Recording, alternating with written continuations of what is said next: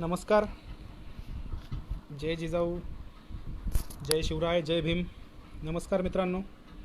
आज सत्यशोधक विद्यार्थी मंडळ यांच्या फेसबुक पेजवरून आपण हा घरबसल्या सर्वांशी साधला जाणारा संवाद अर्थात लाईव्हच्या माध्यमातून बोलत आहोत. लाईव्हचा विषय तसा कवितेतून बोलू काही असा आहे आणि कवितेच्या माध्यमातून काय संवाद साधता येईल या क्वारंटाईन पिरियडमध्ये करता येण्यासारखं भरपूर काही आहे. त्या विषयावर जरा आपण बोलूया. पेशानं डॉक्टर असल्यामुळे काही आरोग्यविषयक गोष्टींवर आपण संवाद साधूया. तुषार, जय जिजाऊ, जय भीम. हळूहळू आपले वाचक आता हा लाईव्ह बघायला येणार आहेत आणि आपण एक एक त्या अनुषंगाने जसं वाचक प्रेक्षक सांगतील त्याप्रमाणे किंवा मी ठरवलं आहे त्याप्रमाणे आपण एक एक कविता ही ऐकत जाऊ. अतुल राजे, कमल माधव बेलीकर या ठिकाणी आलेले आहेत. जय जिजाऊ, जय भीमबाई. तर तथागत गौतम बुद्धांपासून, महावीरांपासून तुकोबाराय, छत्रपती शिवराय, महात्मा ज्योतिराव फुले, राजर्षी शाहू महाराज, विश्वरत्न डॉक्टर बाबासाहेब आंबेडकर, अण्णाभाऊ साठे, ही संबंध महापुरुषांची एक साखळी आम्ही जेव्हा समजून घ्यायला लागतो तेव्हा एक वेगळीच वैचारिक पात्रता, वैचारिक बैठक आमची मेंदूमध्ये तयार व्हायला लागते. मी काही दिवसांपूर्वी शिवस्फूर्ती प्रतिष्ठानचं शिवस्पर्श प्रकाशन असलेलं संत श्रेष्ठ जगद्गुरू तुकोबाराय यांचा एक गौरव ग्रंथ जयंतीनिमित्त त्यांनी केला होता. त्याच्यामध्ये जवळजवळ 50 ते 60 लेखांचं एकत्रीकरण संपादन ॲडव्होकेट शैलजाताई मोळक यांनी केलं. त्याच्यामध्ये एक लेख वाचला. लेखाचं नाव होतं अल्पेश दादा जय भीम, संदीप दादा जय भीम, अतुल राजे जय भीम. आणि त्या संपादनामध्ये पहिला लेख आपले सर्वांचे लाडके लेखक डॉक्टर आह साळुंखे सर यांचा होता, सिद्धार्थजी जय भीम. तर त्या लेखामध्ये त्या लेखाचं जे टायटल होतं तथागत ते तुकोबा, म्हणजे तथागत गौतम बुद्धांच्या आणि तुकोबारायांच्या तत्त्वज्ञानाची, विचारांची सांगड त्या ठिकाणी आह सरांनी त्या लेखामध्ये सांगितलेली होती. आणि त्याच्यामध्ये प्रामुख्याने एक मुद्दा जो वाचनामध्ये बऱ्याच वेळा आला, तो मुद्दा असा होता की शेतीची मशागत, अर्थात तथागतांनी सुद्धा शेतीची मशागत आणि तुकोबारायांनी शेतीची मशागत ही रूपकं जरी वापरली असली तरी मानवी मनाची मशागत असेल. त्यामध्ये जसं शेतकरी बी बियाणं पेरतो त्याप्रमाणे विचार पेरण्याचं काम तथागत गौतम बुद्धांनी आणि तुकोबारायांनी केलं. या संदर्भानं ती एक मांडणी सरांनी त्यामध्ये केली होती. आणि त्याच अनुषंगानं मला वाटतं आजच्या कवितेवर बोलू काही असा विषय राकेश, तुषार या सर्वांनी दिलेला आहे. तर पंकजदादा नमस्कार. शेतकऱ्याच्या अनुषंगानं जाणारी एक कविता मला या ठिकाणी सादर करावीशी वाटते की आज आपण अत्यावश्यक सेवा जर पाहिल्या तर शेती हा त्यातला मुख्य घटक चालू आहे आणि कृषी हा प्रमुख व्यवसाय भारताचा आहे. गेल्या अनेक वर्षापासून तो राहिलेला आहे आणि आज क्वारंटाईन सर्व लॉकडाऊन झालेलं असतानासुद्धा आमचा बळीराजा तितक्याच जोमानं या देशासाठी, या आपल्या सामान्य लोकांसाठी शेतामध्ये कष्टच करतो आहे. कसलीही भिडबाड मनात न ठेवता त्याचे कष्ट अव्याहतपणे आजही चालूच आहेत. अशाच लढणाऱ्या शेतकऱ्याच्या मुलाची एक कविता या ठिकाणी मला सादर करावीशी वाटते. झालं तर माफ करा, थोडा प्रॉब्लेम आल्यामुळे बंद करावं लागलं. तर कवितेचं शीर्षक आहे कर्ज बाजारपणाची जिंदगी. शेतकऱ्याच्या एका मुलाची ही कथा, त्याचा तो नायक. तुम्हाला कविता आवडेल बघा आणि त्या कवितेमध्ये स्वतःचं जीवन शोधण्याचा प्रयत्न नक्कीच तुम्ही कराल. तर कवितेचं नाव आहे कर्ज बाजारपणाची जिंदगी. गावातल्या एकानं गैफास घेतला तेव्हापासनं लय हुशार झालंय गण्या. गावातल्या एकानं गैफास घेतला तेव्हापासनं लय हुशार झालंय गण्या. त्याला आत्महत्या समजायला लागली बहुतेक. वळणीले बांधेल कापड सुकव्याची दोरी कापून लपून ठेवली त्यानं. वळणीले बांधेल कापड सुकव्याची दोरी कापून लपून ठेवली त्यानं. बहिणीसाठी वावरात बांधेल झोक्याची दोरी बी वावरातच गाडून ठेवली त्यानं. खालच्या गल्लीतला महादू काका फवारणीचं औषध पिऊन मेला. खालच्या गल्लीतला महादू काका फवारणीचं औषध पिऊन मेला. तेव्हापासनं बापाच्या पाठीवर फवारणीचा पंप पाहला की गण्याच्या काळजात धस्स होतं. आणि एवढूसं गण्या फवारणीच्या रोजी बापाच्या मागे मागेच फिरत राहतो. औंदाच्या दिवाळीले गण्यानं फटाके बी मागितले नाही. अहो, औंदाच्या दिवाळीले गण्यानं फटाके बी मागितले नाही. मागीन तरी कसे? खांद्याला गेल बहिणीच्या लग्नाच्या काळजीनं जय जय जैनारी माय आणि कडाक्याच्या थंडीत उघडा भप भरण करणारा बाप रोज उघड्या डोळ्यानं पाहतो तो. असा हा गण्या मोरे मनोज मोरे स्वाती त्रिभुवन या ठिकाणी जोडले आहेत. जय जिजाऊ, नमस्कार, जय भीम संदीपजी. तर ही कविता मला अपूर्ण अजून ती पूर्ण सादर करतो. कविता सुचली कधी? तर जेव्हा विदर्भ मराठवाड्यामध्ये शेतकऱ्यांच्या आत्महत्या पाहिल्या आणि त्यावेळेस जाणवलं की ही लढाऊ जमात शेतकऱ्यांची, आणि मग त्या अनुषंगानं ही कविता सुचली. कविता अशी होती की गावातल्या एकानं गैफास घेतला, तेव्हापासून लय हुशार झालंय गण्या, त्याला आत्महत्या समजायला लागली बहुतेक. वळणीले बांधेल कापड सुकव्याची दोरी कापून लपून ठेवली त्यानं. बहिणीसाठी वावरात बांधेल झोक्याची दोरी बी वावरातच गाडून ठेवली त्यानं. बापाच्या हाताले दोरी कधीच लागू नये म्हणून. आता रातभर पुरा झोपत बी नाही. आता रातभर पुरा झोपत बी नाही गण्या, मुत्याच्या नावानं पाचदा उठतो, बाप जित्ता आहे का चेक करायला. आता रातभर पुरा झोपत बी नाही गण्या, मुत्याच्या नावानं पाचदा उठतो, बाप जित्ता आहे का चेक करायला. बापाच्या अंगावरच हात टाकून निचतो आणि जरसा हात बाजूले झाला तर गण्या सेकंदात घामानं भिजतो. धास्ती खाल्ली आहे त्याच्या मनानं. खालच्या गल्लीतला महादू काका फवारणीचं औषध पिऊन मेला. तेव्हापासनं बापाच्या पाठीवर फवारणीचा पंप पाहला की गण्याच्या काळजात धस्स होतं. खालच्या गल्लीतला महादू काका फवारणीचं औषध पिऊन मेला. तेव्हापासनं बापाच्या पाठीवर फवारणीचा पंप पाहला की गण्याच्या काळजात धस्स होतं. एवढूसं गण्या फवारणीच्या रोजी बापाच्या मागे मागेच फिरत राहतं. औंदाच्या दिवाळीले गण्यानं फटाके बी मागितले नाही. अहो, औंदाच्या दिवाळीले गण्यानं फटाके बी मागितले नाही. मागीन तरी कसे? खांद्यालोंगेल बहिणीच्या काळजीनं जय जय जैनारी माय आणि कडाक्याच्या थंडीत उघडा भप भरण करणारा बाप रोज उघड्या डोळ्यानं पाहतो तो. पुढल्या साली नंबर मार नवीन दप्तर घेऊन देईन. पुढल्या साली नंबर मार नवीन दप्तर घेऊन देईन, हे आठवून मी गण्या बापासमोर आता दप्तराचं बोलत नाही. पुढल्या साली नंबर मार नवीन दप्तर घेऊन देईन, हे आठवून मी गण्या आता बापासमोर दप्तराचं बोलत नाही. अणवानी पायात काच घुसलंय, बापानं पाहिलं तर नवीन चप्पल घ्यायला जाईन म्हणून गण्या लंगडत बी चालत नाही. असं वागायला लागलंय गण्या, असं वागायला लागलंय गण्या. कर्जबाजारपणाची जिंदगी जगायला लागलंय गण्या. पण दोस्त हो, कवितेचं पान माझ्या इथेच मिटत नाही. पण दोस्त हो, कवितेचं पान माझ्या इथेच मिटत नाही. कवितेतला गण्या फक्त शेतकऱ्याच्या घरी भेटत नाही. गण्या भेटत राहतो मरमर करणाऱ्या महिने धरणाऱ्या कामगाराच्या घरात. गण्या भेटत राहतो महिने धरणाऱ्या मरमर मरणाऱ्या कामगाराच्या घरात. इंडियातल्या नाही पण भारतातल्या घराघरात. गण्या मला मह्यात दिसतो तुह्यात दिसतो. गण्या मला मह्यात दिसतो तुह्यात दिसतो. चेक करून पाहिलं ना गण्या प्रत्येकात लपेल असतो. मग असं सगळं झालं म्हणून गण्या हरत नाही, गाईफास घेऊन मरत नाही. मग असं सगळं झालं म्हणून गण्या हरत नाही, गाईफास घेऊन मरत नाही. की माझ्याच नशिबात आलं सगळं म्हणून गण्या रडत नसतो. अहो, वाघ आहे गण्या वाघासारखा लढत असतो. वाघ आहे गण्या वाघासारखा लढत असतो. वाघ आहे गण्या वाघासारखा लढत असतो. असा लढणारा गण्या आज शेतकऱ्याच्या कुटुंबामध्ये निर्माण व्हायला लागला. ही कुठेतरी विचारांची ताकद आहे. यामध्ये कुठेतरी विचारांची ताकद त्याच्या मनामध्ये जेव्हा पेरली जाते तेव्हा हो मी हे करू शकतो हा सकारात्मक विश्वास त्याच्यामध्ये यायला लागतो. आणि याच्यामध्ये सगळ्यात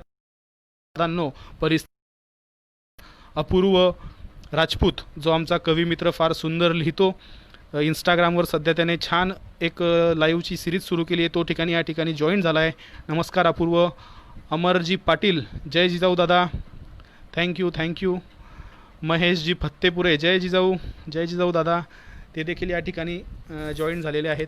पुढची एक कविता मला या ठिकाणी सादर करायची आहे. आत्ताच नुकतीच विश्वरत्न डॉक्टर बाबासाहेब आंबेडकरांची आणि क्रांतिज्योती महात्मा फुलेंची या ठिकाणी जयंती साजरी झाली. क्वारंटाईन असल्यामुळे घरातल्या घरात आपण सर्वांनी ही जयंती अतिशय शिस्तीमध्ये साजरी केली. वाचन करून साजरी केली, लिखाण करून साजरी केली. ही अतिशय कौतुकाची खरं तर बाब आहे. तर बाबासाहेबांच्या जयंतीनिमित्त मी आता नुकतीच एक कविता लिहिली होती. ती कविता या ठिकाणी तुमच्यासमोर सादर करतो. धन्यवाद अपूर्वा. रूढींना त्याच्या छाताडावर उभा, हाणून रूढींना फाट्यावर खोट्याच्या छाताडावर उभा अंधारातच असतो अजून जर वाट दावली नसती बाबा.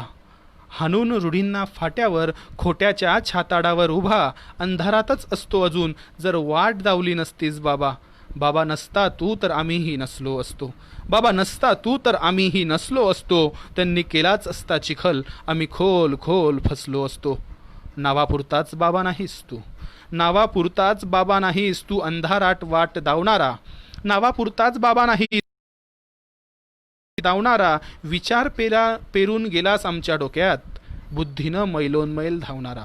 नावापुरताच बाबा नाहीस तू अंधारात वाट दावणारा. नावापुरताच बाबा नाहीस आहेस अंधारात वाट दावणारा. विचार पेरून गेलास डोक्यात बुद्धीनं मैलोनमैल धावणारा. बाबा सलाम. बाबा सलाम. सलाम तुले झुकून मानाचा मुजरा. तुही जयंती पुण्यतिथी काय साजरी करावी रे आम्ही न. तू तर आमचा जन्मच केलायस साजरा. तू तर आमचा जन्मच केलायस साजरा. तू तर आमचा जन्मच केलायस साजरा. अशा विश्वरत्न डॉक्टर बाबासाहेबांना देखील मी या निमित्तानं वंदन करतो. या क्वारंटाईन पिरियडमध्ये अतिशय चांगल्या घटनाही घडल्या. कोरोनाचा विषाणू थयाथया आपल्या पृथ्वीच्या छाताडावर नाच भारतामध्ये काही हजारांमध्ये ही संख्या आहे. महाराष्ट्रामध्ये काही हजारांमध्ये संख्या आहे. शेकड्यांमध्ये मरणाऱ्यांची संख्या आहे. गणेशजी घुले सर या ठिकाणी आलेले आहेत. स्वाती तेली या ठिकाणी आले आहेत. जय भीम घुले सर नमस्कार. पंकज दादा थँक्यू.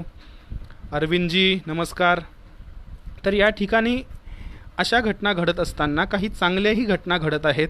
आणि कोरोनामुळे सगळ्यात चांगली घटना जर काय मला वाटतं त्या वाईटात चांगलं शोधावं असं म्हणतात तर ऐफासजी मुलांनी देहूचे आमचे डॉक्टर मित्र गणेशजी घुले सर सुंदर माझी शाळा नावाचा खूप छान कार्यक्रम सर करतात. स्वागत करतो सर या लाईव्हमध्ये. ऐफास सरांचं आरोग्य क्रांती प्रतिष्ठान अतिशय उत्कृष्ट काम या कोरोनाच्या काळात सुद्धा करतं आहे. आणि गेल्या अनेक वर्षापासून देहू गावामध्ये आमचे किशोर यादव सर अमित शिवले दादा यांच्या सोबतीने ते काम करतात. कृष्णाजी भोसले या ठिकाणी आले. स्वागत आहे तुमचं पण. तर मी सांगत होतो की कोरोना काळामध्ये काही चांगल्याही घटना घडल्या. तर त्याच्यामध्ये सगळ्यात चांगली घटना मला काय वाटते तर आम्ही कुटुंबाच्या फार जवळ आलो. जगाच्या कान्याकोपऱ्यात असलेली मंडळी आज पुन्हा शेती माती आणि कुटुंबाजवळ आली.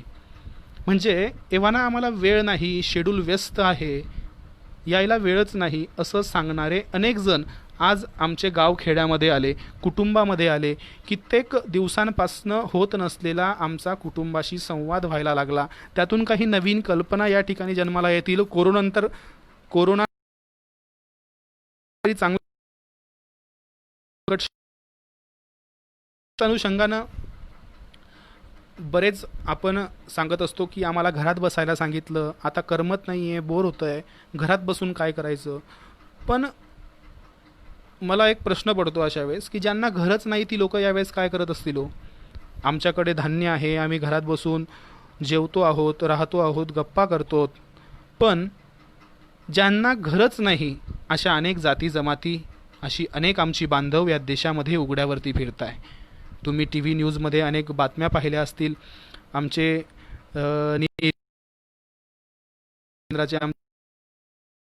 जंक्शन आहे मोठं अजय पाटील या ठिकाणी आलेले आहेत, त्यांचं देखील स्वागत आहे. तर अशा जाती जमातींचं काय, डोंबारी समाज जो तारेवरची कसरत करून पोट आपलं भरतो, अशा समाजानं या ठिकाणी काय करावं आम्ही तो देखील विचार केला पाहिजे. आणि शासन प्रशासन डॉक्टर पोलीस हे जे सगळ्या गोष्टी आम्हाला सांगतायत आणि सूचना करतायत त्या गोष्टी आम्ही पाळल्या पाहिजेत. त्या संदर्भानं एक कविता मला या ठिकाणी सादर करावीशी वाटते. याचं जिनं कशा म्हणजे आम्हाला तरी किती सुखामध्ये आहोत.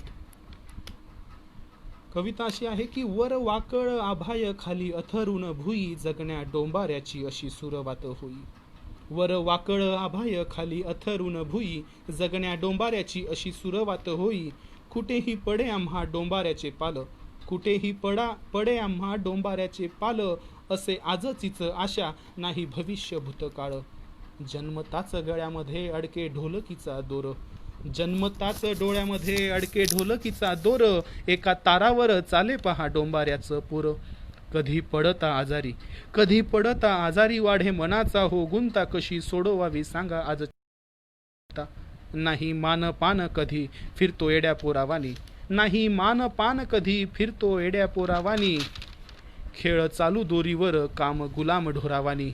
नाही नशिबी शिक्षण, नाही नशिबी शिक्षण आमच्या इलूशा पोराच्या, पण नजरा पोलिसी आम्हा संशयी चोराच्या. नाही नशिबी शिक्षण आमच्या इलूशा पोराच्या, पण नजरा पोलिसी. नाही सणवार आम्हा नाही खाणे गोड धोड, नाही सणवार आम्हा नाही खाणे गोड धोड, कपाळी लिहलेलं चतकोर भाकरीचं कोड.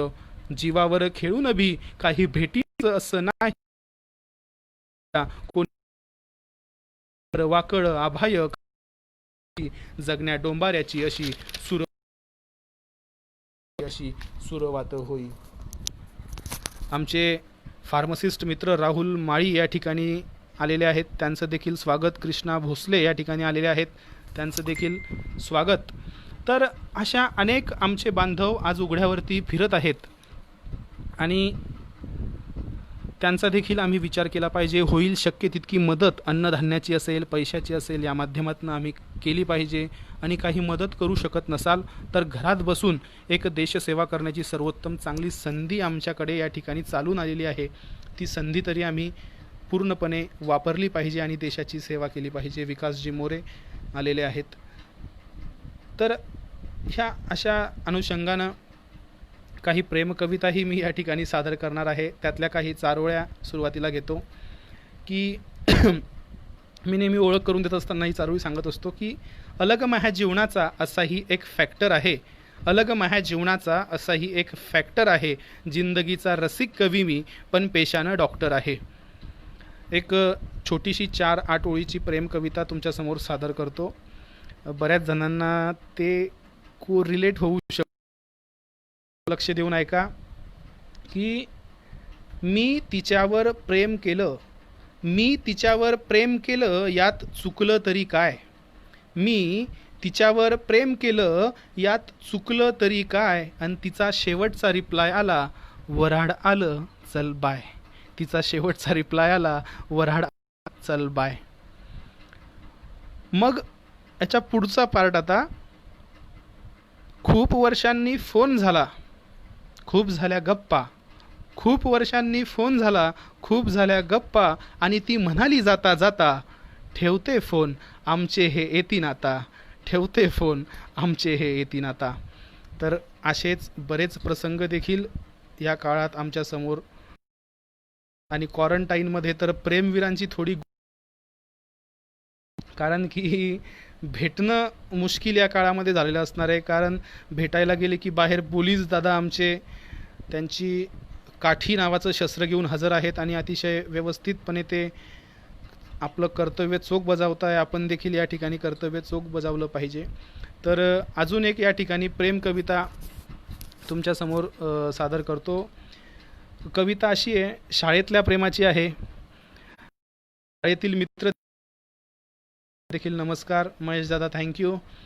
तर ही प्रेम कविता अशी आहे. वाटायचं शाळेत तिच्यासोबत पावसात भिजलं पाहिजे, वाटायचं शाळेत तिच्यासोबत पावसात भिजलं पाहिजे, हात धरून नाचलं पाहिजे, पण मास्तर म्हणायचे पोरांनो मोठं व्हायचंय ना मग तुम्ही खूप खूप वाचलं पाहिजे. वाटायचं शाळेत तिच्यासोबत पावसात भिजलं पाहिजे, हात धरून नाचलं पाहिजे, पण मास्तर म्हणायचे पोरांनो मोठं व्हायचंय ना मग खूप खूप वाचलं पाहिजे. कुणाचं ऐकावं मास्तर का मन, कुणाचं ऐकावं मास्तर का म्हण, आतल्यात व्हायचं रन, कुणाचं ऐकावं मास्तर का मन, आतल्यात व्हायचं रन, मास्तरचं ऐकून म्हणायचं ऐकायचं, कायम राहून जायचं आणि तिच्यासोबत नाचण्याचं स्वप्न पाण्यासोबत वाहून जायचं.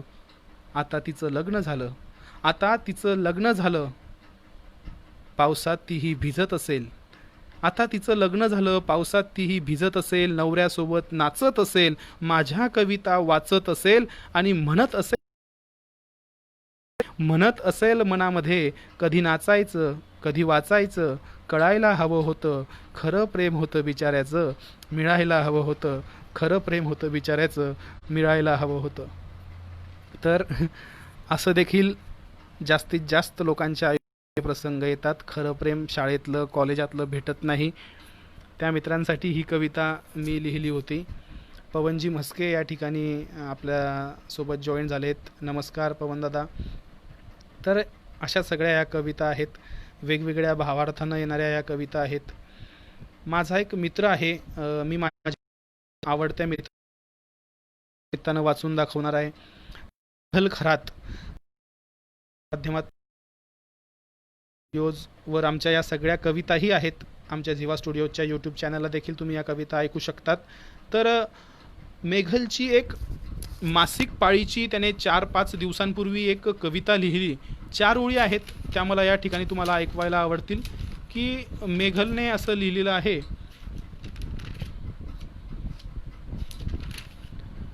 हो मी घेतो तिची काळजी, हो मी घेतो तिची काळजी, नेहमीपेक्षा कणभर जास्तच प्रेम करतो तिच्यावर त्यावेळी, हो मी समजून घेतो तिला त्यावेळी, हो मी करू देतो तिला काम त्यावेळी, तिच्याच जवळ असतो मी त्यावेळी, त्याच 5 दिवसात तिला माझी जास्त गरज असताना मी असतोच तिच्याजवळ, तिच्यासाठी तिच्यासोबत. खरंच हेच पुरुषत्व असतं ना, खरंच हेच पुरुषत्व असतं ना. अशी मेघल नावाच्या माझ्या मित्राची खूप छान कविता. आणि यानंतर मी तुम्हाला एक माझ्या दुसऱ्या अजून एक मित्राची कविता ऐकवणार आहे. अनंत विठ्ठल राऊत, आमचे महाराष्ट्रातले गाजलेले एक उत्तम गझलकार, ज्यांच्या तुझ्या गावावरून जवा जवा जाईन मी मित्र नावाची एक गझल, अतिशय सुंदर आवाज असलेले आमचे राऊत साहेब या ठिकाणी आलेले आहेत. अभिषेक दादा या ठिकाणी आलेले आहेत. नमस्कार अभिषेक दादा. राऊत साहेब नक्की ऐका. तुमच्याच गावाजवळचा आमचा मित्र आपला सर्वांचा वैभव भिवरकर याची विद्यापीठात, विदर्भाच्या अमरावती विद्यापीठात वयाच्या 24व्या वर्षी ही कविता पाठ्यपुस्तकात त्या लागली. दुःखाचा घरंदाज लाभार्थी या काव्यसंग्रहातली त्याची कविता आहे. खूप वैचारिक प्रगल्भ अशी ही कविता. वैभवला मी त्याची परवानगी घेऊन ही कविता आज या ठिकाणी वाचतोय. कृष्णा राठोड नमस्कार. अपूर्व नमस्कार. तर त्याची कविता अशी आहे, लक्षपूर्वक ऐका. कवितेचं नाव आहे डार्विन.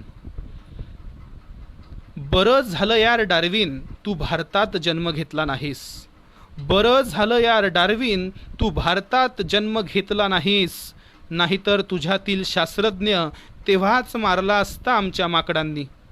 बरं झालं यार डार्विन तू भारतात जन्म घेतला नाहीस, नाहीतर तुझ्यातील शास्त्रज्ञ तेव्हाच मारला असता आम्ही माकडांनी. तुझ्या मनावर परंपरेचं ओझं देऊन, तुझ्या मनावर परंपरेचं ओझं देऊन तुझे सिद्धांत आम्ही बुडवले असते इंद्रायणीच्या पात्रात, नाहीतर तुझ्या शोधांवर अग्निसंस्कार तरी केला असता. तुझ्या मनावर परंपरेचं ओझं देऊन तुझे सिद्धांत आम्ही बुडवले असते इंद्रायणीच्या पात्रात, नाहीतर तुझ्या शोधांवर अग्निसंस्कार तरी केला असता. तुझ्या उत्क्रांतीचं रहस्य तुलाच नसतं सांगता आलं रे, तुझ्याप्रमाणे तुझी प्रयोगशाळा उद्ध्वस्त केली असती आम्ही माकड चेष्टा करून. माहिती आहे तू जिद्दी होतास, अरे माहिती आहे तू जिद्दी होतास, इतके सांगूनही तू ऐकणार नव्हता, मग आम्ही तुलाही घ्यायला धाडलंच असतं.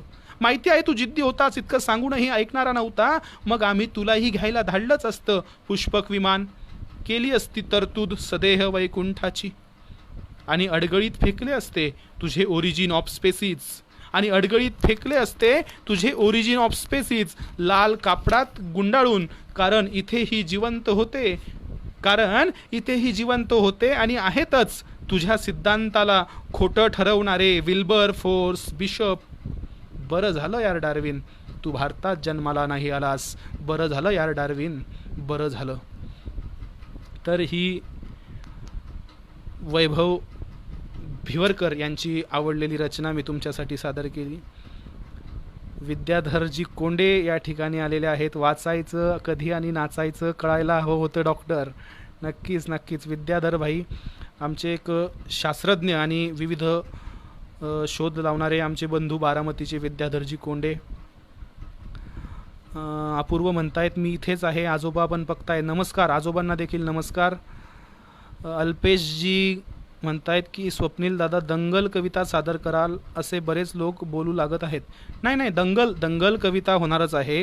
ही एक वैचारिक दंगलच आहे आणि दंगल कविता त्याच्यामध्ये 100% आपण सादर करणार आहोत. कदाचित आपण शेवटाकडे येत असताना दंगल कविता अवश्य घेऊ.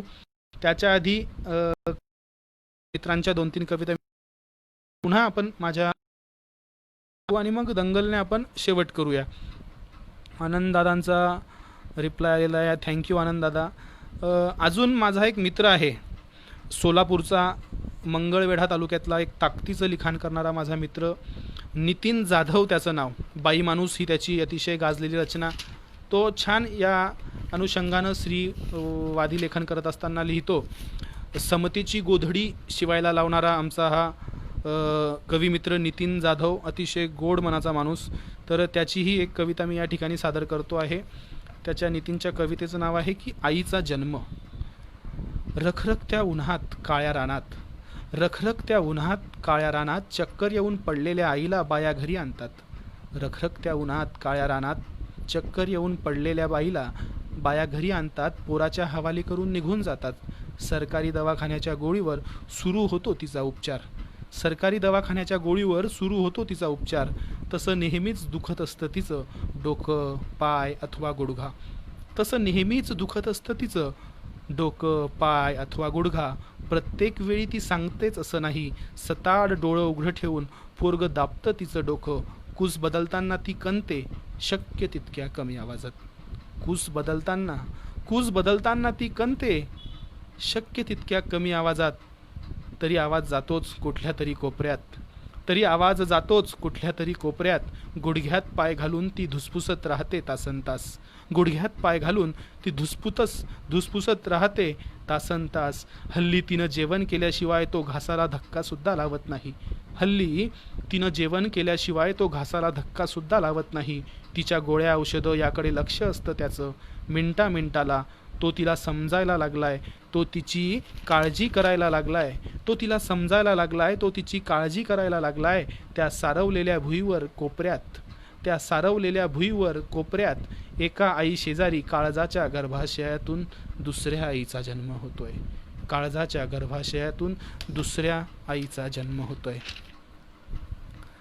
तर हा असा ताकदीचा लेखन करणारा माझा अनंत राऊत साहेबांवर घ्या. चुकलं तरी काय दादा, सुरुवातीला वाचली, पुन्हा एकदा वाचतो तुमच्यासाठी. शेवटाकडे येत असताना प्रेमाची ही कविता घेतो. महेश राजेंद्र फत्तेपुरे म्हणतायत की प्रेमाच्या चारोळ्या होऊन जाऊ द्या. नक्कीच चारोळ्या देखील या ठिकाणी मी सादर करणार आहे. आणि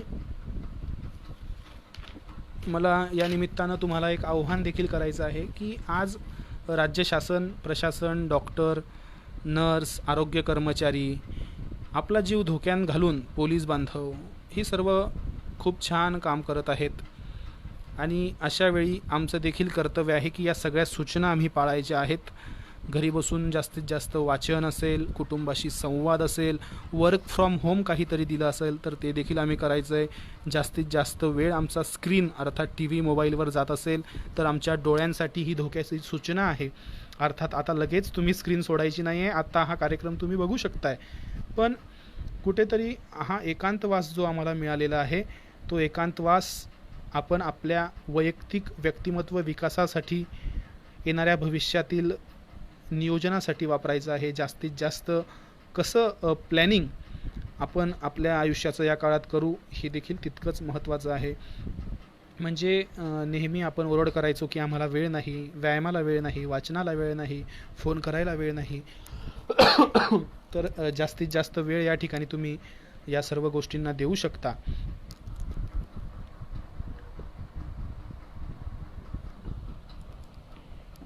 आणि या निमित्तानं एक आव्हान एक डॉक्टर म्हणून, एक नागरिक म्हणून देखील मी सांगतो की राज्य शासनाचा मुख्यमंत्री सहायता निधी देखील सुरू आहे.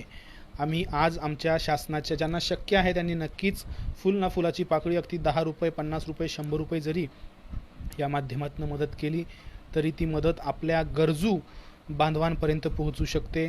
डॉक्टर सागरजी तरटे या ठिकाणी आले आहेत, त्यांचं देखील स्वागत. स्वाती तेली सांगतायत की खूप छान वास्तवदर्शी कविता आहेत.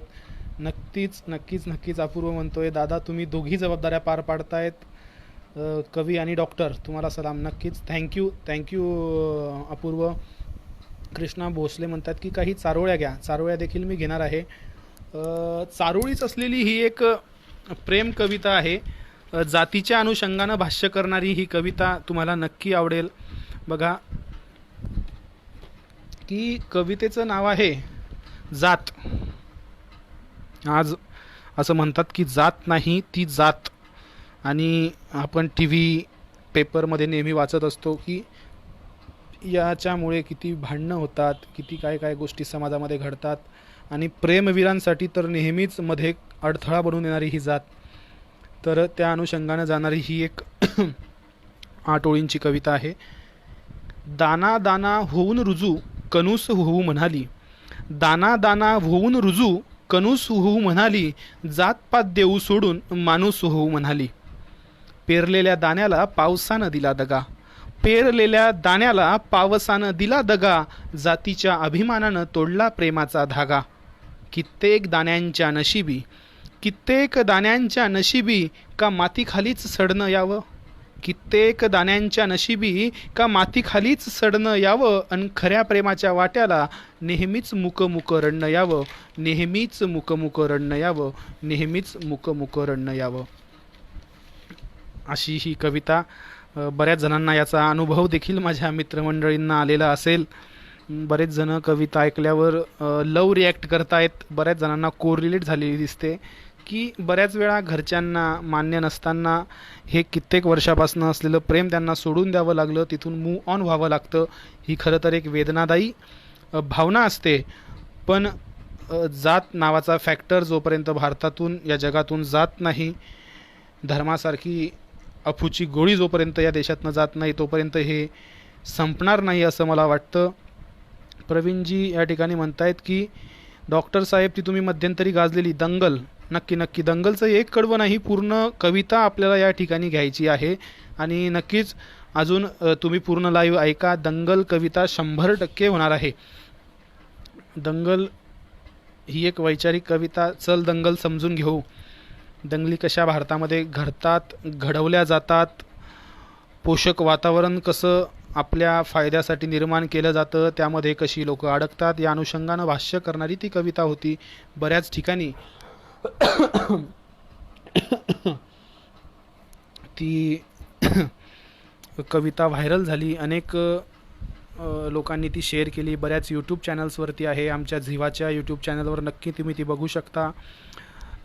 अजून एक कविता मला या ठिकाणी, माझ्या बऱ्याच भगिनी या ठिकाणी असतील, माझे मित्र असतील, त्यांना ही कविता मला ऐकून दाखवायची आहे. कविता अशी आहे की आम्ही आज घरी आहोत, आज आम्ही घरी आहोत तेव्हा आम्हाला कळतंय की आमची आई किती काम करते, आमच्या घरामध्ये नेमकं कामाची पद्धत कशी आहे. म्हणजे आम्ही बऱ्याच वेळा बाहेर असतो, आम्हाला घरातलं वातावरण बऱ्याच वेळा माहीत नसतं. मेघलजी खरात प्रलय ची प्रेमाची एखादी कविता ऐकायला मिळेल का? नक्कीच मेघलजी, तुमची देखील कविता मी ऐकवली आत्ताच. हेच मेघल खरात. नक्कीच प्रेमाची कविता ही शेवटी मी सादर करणार आहे. एक विरह कविता आहे. बिनपत्रिकेचं तिच्या लग्नात. बऱ्याच गण्या पण मी कविता घेतली सर, ती तुमच्यासाठी मी शेवटी म्हणतो. गण्या कविता पण शेवटी पुन्हा एकदा नक्कीच म्हणतो सर. तर आईची ही कविता जी मी म्हणत होतो, त्या आईची कविता अशी आहे, आत्ताच मी लिहिली की आई काही नाही करत, ती घरीच असते. कविता अशी आहे बघा. तुझे रे तुझे आई पप्पा काय करतात, तुझे रे काहीच, पप्पा शिक्षक आहे आणि आई आई काहीच नाही करत, ती घरीच असते. तुझे रे तुझे आई पप्पा काय करतात, पप्पा आई काहीच नाही, ती घरीच असते. सगळ्यांची साखर झोप ही बंब पेटवते, सगळ्यांची साखर झोप ही बंब पेटवते, विनवण्या करून सगळ्यांना उठवते. सगळ्यांची साखर झोप, सगळ्यांची साखर झोप ही बंब पेटवते, विनवण्या करून सगळ्यांना उठवते. एकेकाचा चहा चालतो, हिचं तोंड नाही हात बोलतो. आयते प्रत्येकाच्या ती कपडे देते हातात, आयते प्रत्येकाच्या आणून ती कपडे देते हातात. नाश्ता समोर येतो तोवर प्रत्येकाच्या ताटात, पिण्याचं पाणी नळ येतात भरते माठ, पिण्याचं पाणी नळ येतात भरते माठ. ती करते काम, आदेश देणारी लोक 8. पप्पांच्या टिफिनची वेळ होते, ती टिफिन भरते. आजोबांच्या डायबिटीसचा कमी साखरेचा चहा करते. आई अगं कुठाय टॉवेल कुठाय ब्रश, काहीच कसं ग तू नीट ठेवत नाही.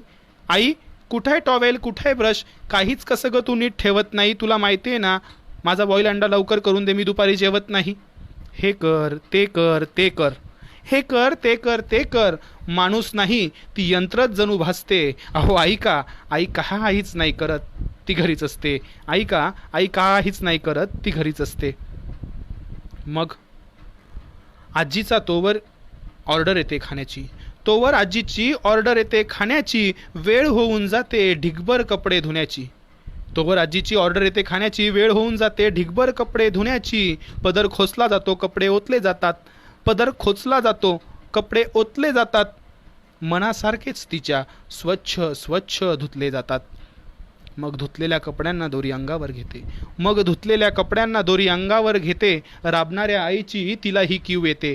तिच्याही कामाचं ओझं थोडं घेता आलं असतं तर, दोरी म्हणते तिच्याही कामाचं ओझं थोडं घेता आलं असतं तर किती बरं झालं असतं. बघा ना दोरीचं म्हणणं जर खरंच खरं झालं असतं. खोचलेला पदर काढते आई, शेजारच्या ताईंशी गालात हसते. अहो आई का, आई काहीच नाही करत, ती घरी असते. आई काहीच नाही करत, ती घरच असते. मग जेवण खावण पुन्हा भांडे, मग जेवण खावण पुन्हा भांडे. सणासुदीला खीर मांडे, कुरडई पापड लोणचं करते, कुरडई पापड लोणचं करते. शरीर थकतं पण जिद्द मात्र उरते. कुरडई पापड करते, शरीर थकतं जिद्द मात्र उरते. झोपूच थोडा वेळ म्हणत ती अंग टेकवते आणि उठते पुन्हा, झोपूच थोडा वेळ म्हणत ती अंग टेकवते आणि उठते पुन्हा. जसं काही हिच्या लेखी काम विश्रांती म्हणजे असतो गुन्हा, जसं काही हिच्या लेखी विश्रांती म्हणजे असतो गुन्हा. काहीच नसलं तरी डाळ निसते, फरशी पुसते, बाथरूम घासते. अहो आई का, आई काहीच नाही करत, ती घरीच असते. अहो आई का, काहीच नाही करत, ती घरीच असते. मग दुपारचा चहा होतो आठवतं दळण, मग दुपारचा चहा होतो आठवतं दळण. हिच्या नशिबात कामच काम जरी आलं कोणतंही वळण, तिच्या आयुष्यात कामच काम जरी आलं कोणतंही वळण. रात्रीचं जेवण पोरांचा अभ्यास, भांडे घासून अंथरून पांघरून, रात्रीचं जेवण पोरांचा अभ्यास भांडून. काहीच काम झालं नाही बाई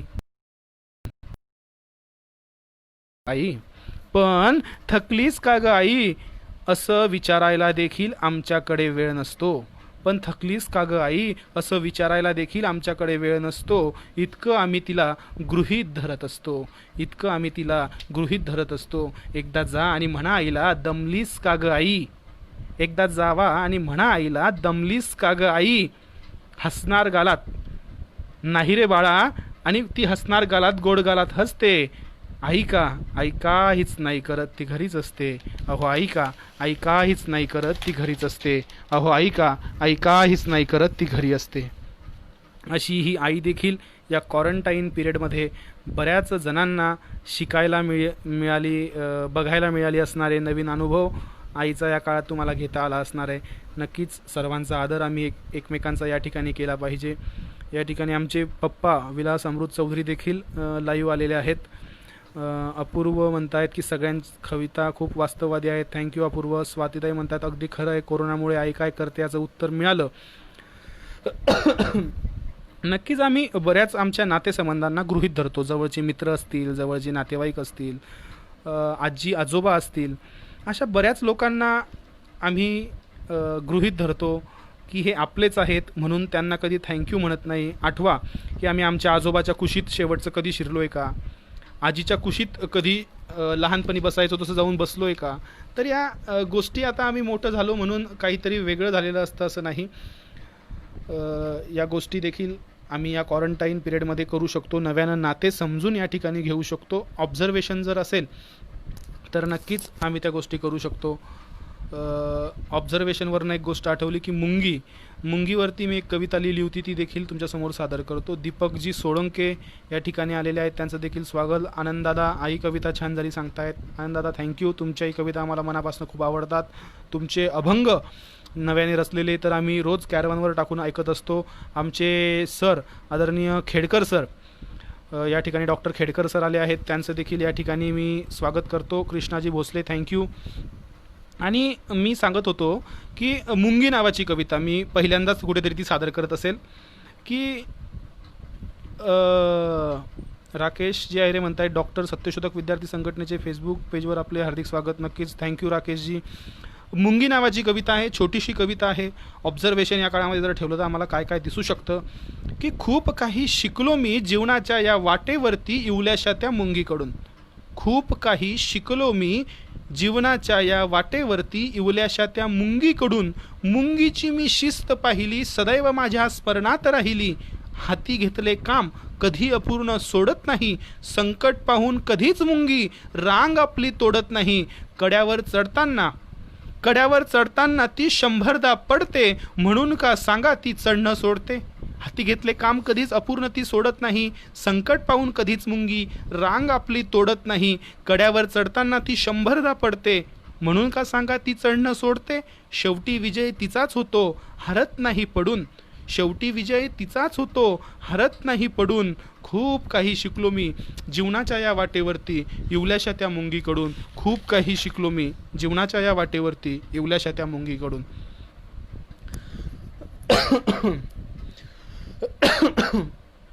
तर अशी ही एक कविता आहे. या अनुषंगानं तुम्हाला ती सादर करता आली.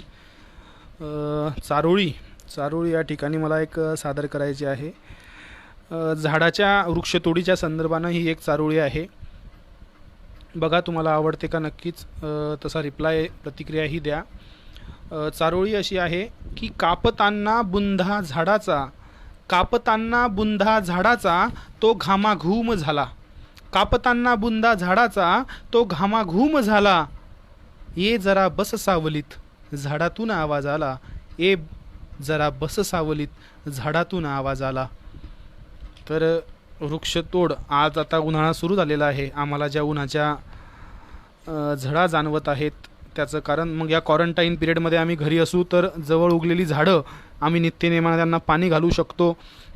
वनराई पुन्हा फुलवू शकतो. वृक्षवल्ली आम्हा सोयरे असा 450 वर्षापूर्वी संदेश देणाऱ्या तुकोबारायांचा संदेश अंमलात आणण्याची आता खरी वेळ आहे. आपण गाड्या वापरायचं सोडलं तर किती प्रदूषण कमी झालं आपण पाहिलं. वृक्ष लावले तर हे प्रदूषण अजून कमी होईल. त्या संदर्भानं आपण हेही काम या ठिकाणी केलं पाहिजे. दीपक सोलंके म्हणतायत कर्जबाजारपणाची जिंदगी ही पण कविता. Yes thank you. ती पण कविता शेवटी पुन्हा एकदा घेणार आहे. सागर चित्ते आमचा एक नवीन लिहिणारा मित्र सागर पाचोऱ्याचा या ठिकाणी पुन्हा जॉईन झाला आहे. थँक्यू सागर.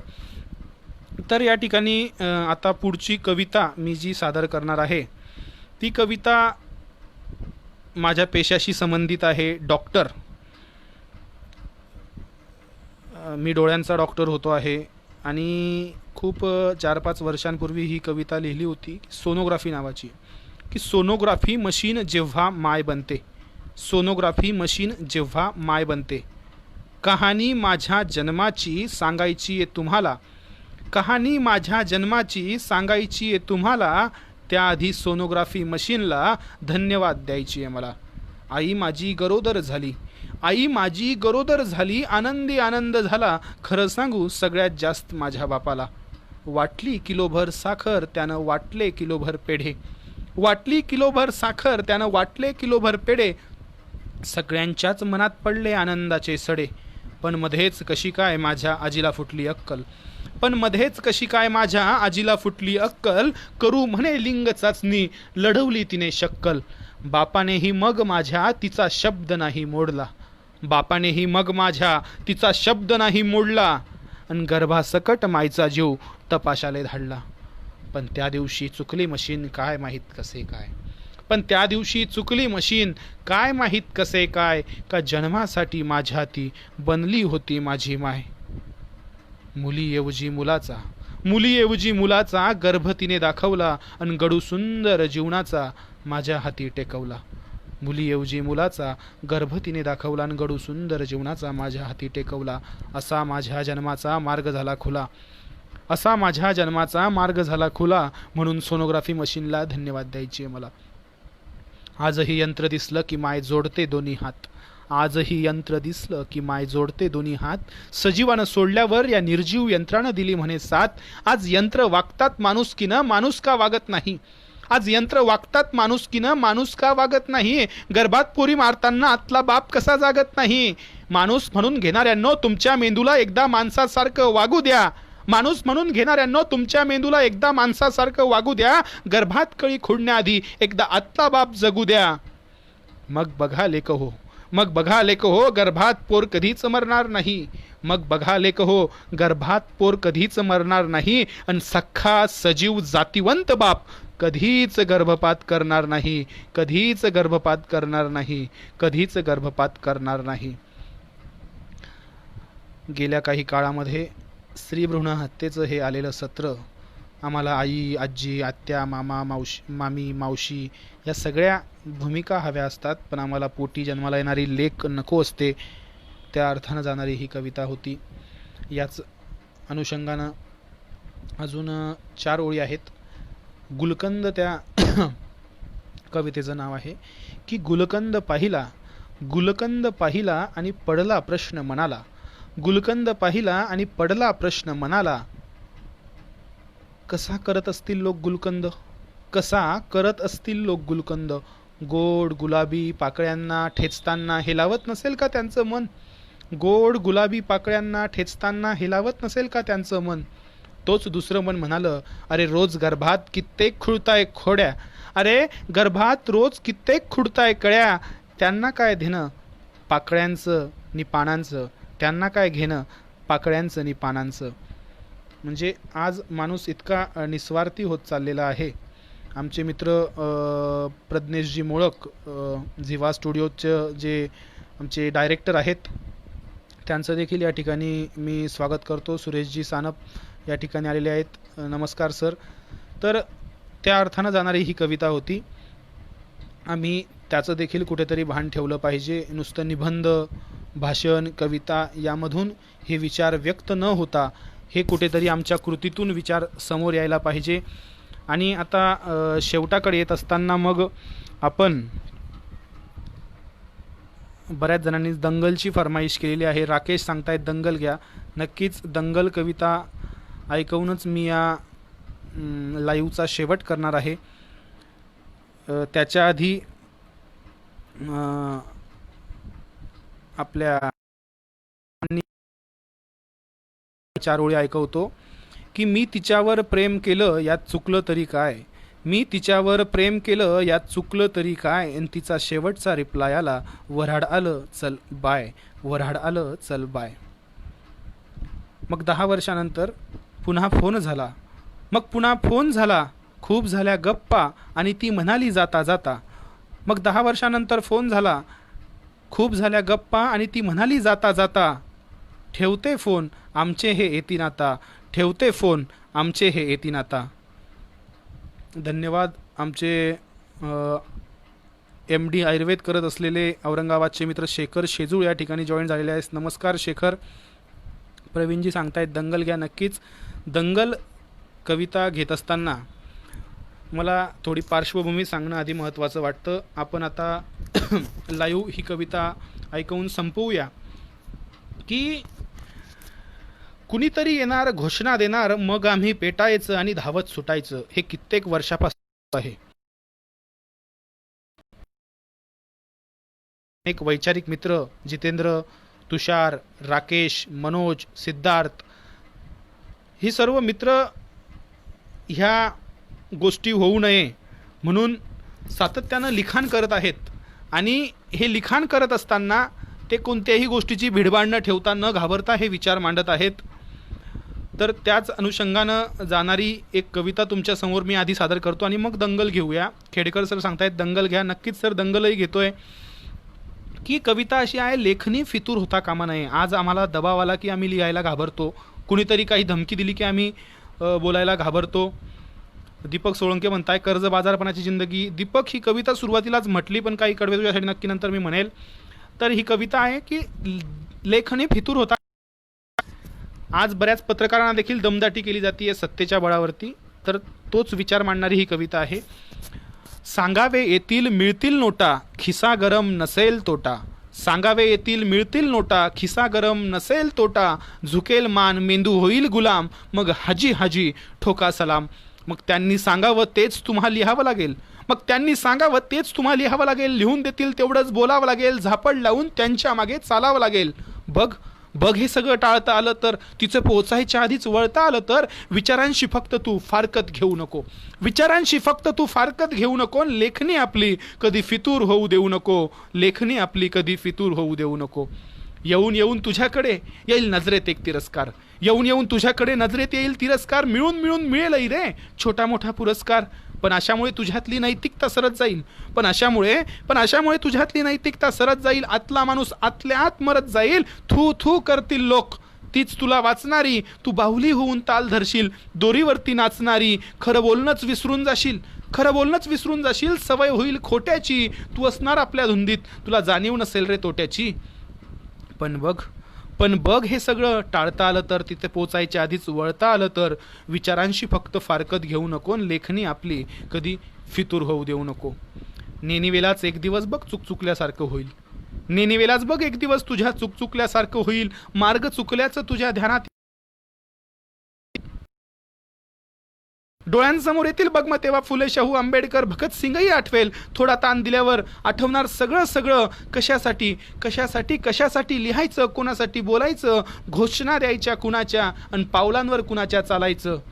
मग अन्याय दिसला की तू आपोआप जाशील झटायला, मग अन्याय दिसला की तू आपोआप जाशील झटायला. पूर्वीसारखंच तुझ्यातील रक्त लागेल पेटायला. खऱ्यासाठी लिहायला पुन्हा हात करतील सळसळ, लेखनामध्ये उतरेल पुन्हा तीच जुनी तळमळ. आमिषे लाथाडून तुझा मेंदू गुलामीला देईल दगा, आमिषे लाथाडून तुझा मेंदू गुलामीला देईल दगा. तुझ्यातला लेखक, पत्रकार, कवी, माणूसही होईल जागा. लेखणीला धार येईल, लेखणीला धार येईल, अन्यायावर वार होईल, समाजाला भान येईल. बघ आपोआप त्या दिवशी तुझ्या लेखणीचा सन्मान होईल, बघ आपोआप त्या दिवशी तुझ्या लेखणीचा सन्मान होईल, बघ आपोआप त्या दिवशी तुझ्या लेखणीचा सन्मान होईल. आणि असंच निर्भीडपणे आमचे हे सर्व चळवळीतील मित्र कुणालाही न घाबरता सत्याची बाजू मांडत असताना एक वैचारिक प्रगल्भ लेखन करत आहेत. शाहिरी जलस्याच्या माध्यमातून या पेजवर तुषार आणि आमची भगिनी शीतल यांचं देखील एक जलसा 14 एप्रिल रोजी झालेला, तो देखील तुम्ही या पेजवर ऐकू शकता. सुषमाजी या ठिकाणी आलेले आहेत. जय भीम. दीपकजी थँक्यू. ऋषिकेश दादा दंगल, यानंतर दंगलच कविता म्हणणार आहे. तर दंगल कविता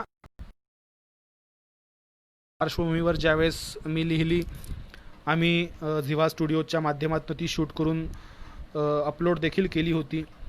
अनेक लोकांनी तिला आपल्या वॉलवरती त्या काळात शेअर केलं. दिल्लीमध्ये ज्यावेळेस दंगलीचं प्रकरण घडलं त्यावेळेस ती पुन्हा भयंकर वाऱ्याच्या वेगासारखी व्हॉट्सअपवरती सगळीकडे व्हायरल झाली. अनेक लोकांचे फोन आले, अनेक लोकांनी ती कविता भाषांतरित करण्याची मागणी केली. जितेंद्र जोशी अभिनेते, राजेशजी माफुसकर दिग्दर्शक फेरारी की सवारी, व्हेंटिलेटर सिनेमाचे, यांनी ती अनेक भाषात भाषांतरित करावी असं देखील सुचवलं. त्याचंही काम चालू आहे. ही दंगल कविता सध्या तरी मराठी मनोज या ठिकाणी आलेला आहे. डॉक्टर सम्यक दृष्टीनं पाहिलेलं सत्य शब्दातून कवितेच्या स्वरूपातून अवतरत आहे. धन्यवाद मनोज दादा. तुझा 5 वर्षापूर्वी पाहिलेला मी शाहिरी जलसा आजही डोळ्यांसमोरून जात नाही. ज्या तडफेनं तू तो, ज्या विचारातून तो जो शाहिरी जलसा तू ही सादर करतो, नक्कीच भविष्यात त्याला अजून मोठं व्यापक स्वरूप तुझ्या या चळवळीच्या विचारांना आणि या लेखनाला यावं, अशा तुला शुभेच्छा. अविनाशजी शिंदे म्हणतायत की आत्ताच आलो, सॉरी. नाही ठीक आहे दादा, अजून दंगल कविता व्हायची आहे. प्रवीणजी पत्रकारिता करतो, छान वाटलं ऐकून, थँक्यू प्रवीण दादा. तर ही कविता त्या संदर्भात तेव्हा लिहिली होती की अनेक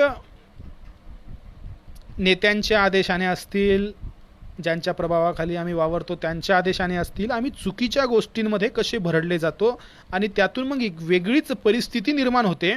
त्या कवितेचं मूळ कुठेतरी याच शहरामध्ये आहे. पाचोरा मध्ये असताना ती कविता मला सर्वात पहिले सुचली. तर ती कविता अशी होती की आदेश आले, अफवा आल्या, रंगेबिरंगी झेंडे आले.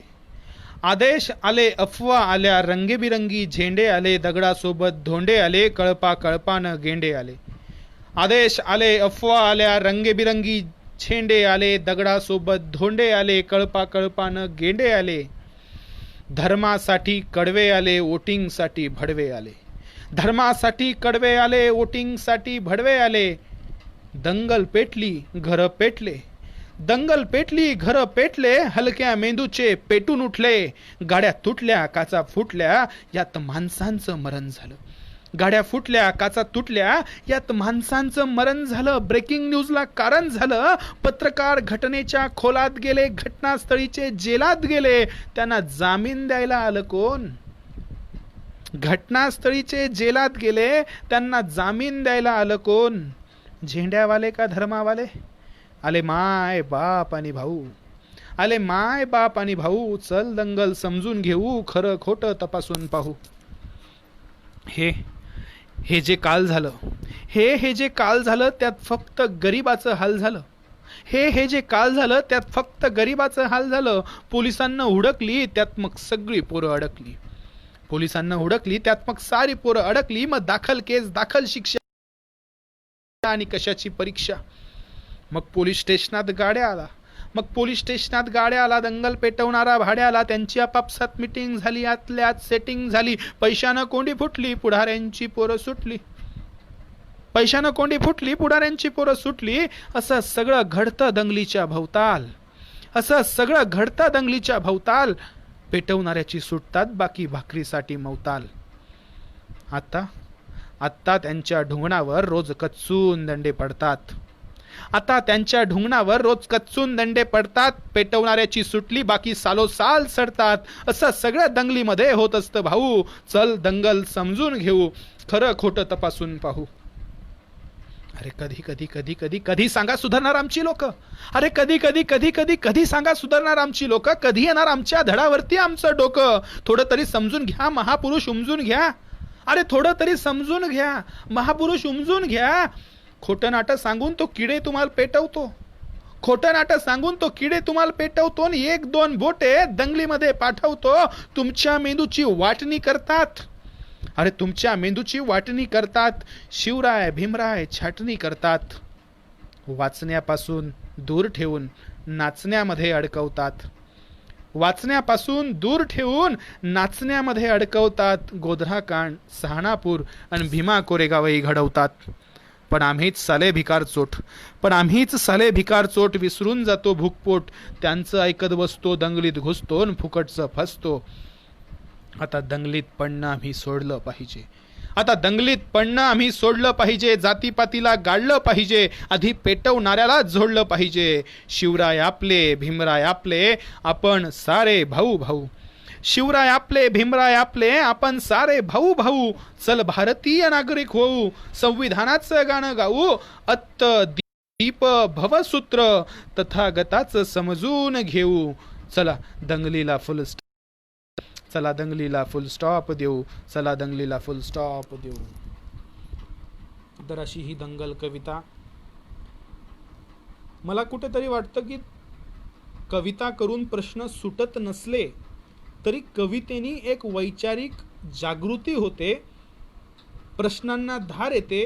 आणि याचंच एक छोटंसं उदाहरण तुम्हाला सांगावंसं वाटतं की दिल्लीमध्ये 2 महिन्यापूर्वी जेव्हा दंगल सदृश्य वातावरण झालं, तेव्हा एक फोन मला महाराष्ट्रातल्या माझ्या अनोळखी माणसाचा आला आणि त्यानं डॉक्टर तुमची दंगल हिंदीमध्ये विद्यापीठातील विद्यार्थ्यांना ऐकवली आणि त्यानंतर दगडांच्या वर्षावाला उत्सवलेले हात होते जे पेटलेले होते.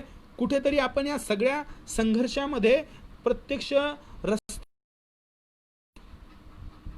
अशी ज्यांची भावना होती त्यांच्या डोक्यामध्ये ही दंगल ऐकल्यानंतर प्रकाश पडला आणि ते 300-400 पोरं या प्रकारात जाण्यापासून वाचली.